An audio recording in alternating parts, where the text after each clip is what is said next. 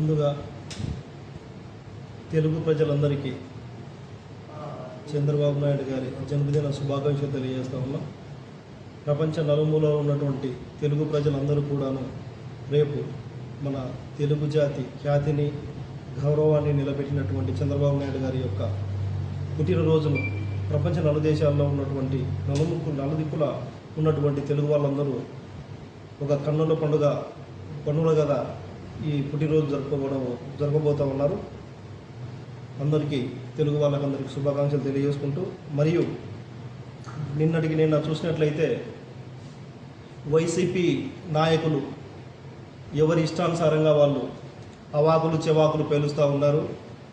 మీరు అవాకులు చెవాకులు పేల్చే ముందు ఒక్కసారి మీరు ఆత్మవిమర్శ చేసుకోవాల్సిందిగా నేను తెలియజేస్తూ ఉన్నాను. మీరు అక్రమాలు చేస్తే, అన్యాయాలు చేస్తే, భూ కబ్జాలు చేస్తే, రౌడీయిజం చేస్తే, ప్రజలను భయపెట్టి ప్రజల ఆస్తులను గుంజుకుంటే వాటిని నిలదీసినందుకు ఎంపీ గారి పైన నానా దుర్భాషలాడతారా? బుద్ధి లేదా మీకు కాస్తైనా?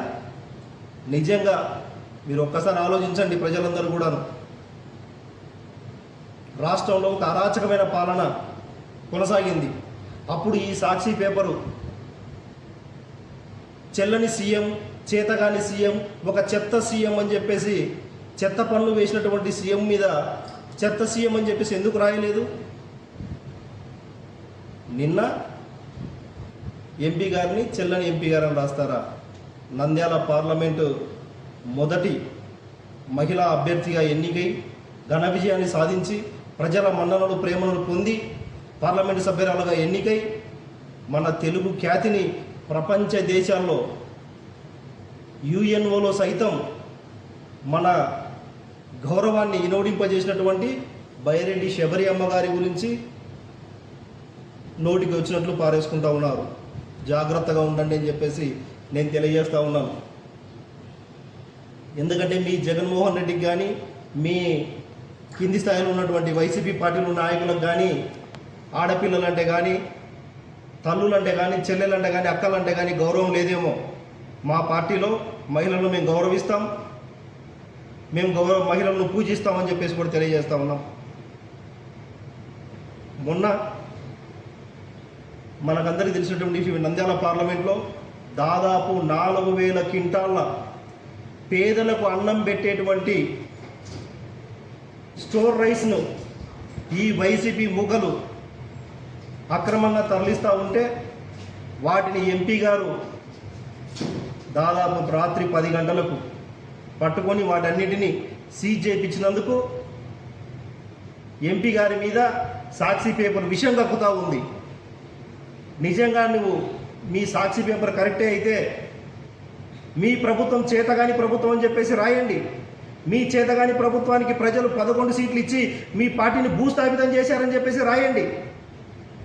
అది వదిలేసి ప్రజలను మీరు దోచుకుంటూ ఉంటే, పేద ప్రజల నోటికాడి కూడును దోచుకుంటూ ఉంటే ఎంపీ గారు చూస్తూ ఊరుకొండలేక పేద ప్రజలకు పట్టడ అన్నం పెట్టాలని చెప్పేసి ఆమె పోరాటం కొనసాగిస్తూ ఉంది.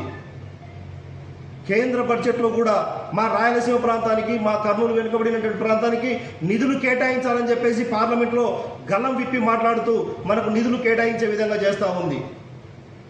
అదేవిధంగా మన నంద్యాలకు, మన కర్నూలు జిల్లాకు కొత్త ప్రత్యేకమైనటువంటి రైళ్లను ఏర్పాటు చేస్తూ ఉంది. ఒక ప్రత్యేక బడ్జెట్ను కేటాయింపు చేస్తూ ఉంది.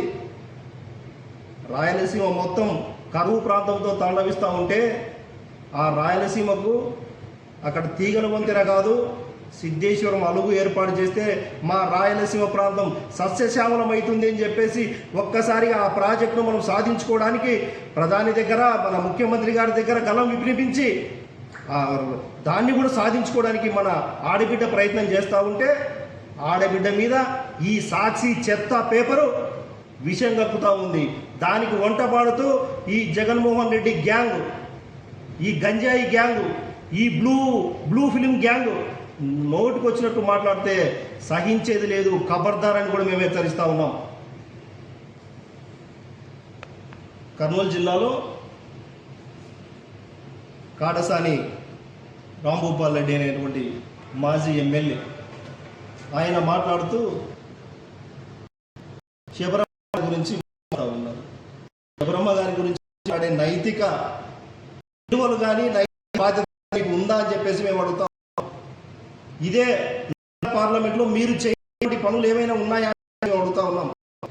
ప్రజలు లేదా, ప్రజల హాస్కోలేదా, లేదా ప్రజల ఇళ్ల స్థలాలను మీరు కబ్జా చేయలేదా, భూములను మీరు దోచలేదా, పేద ప్రజలను మీరు కబ్జా చేయలేదా?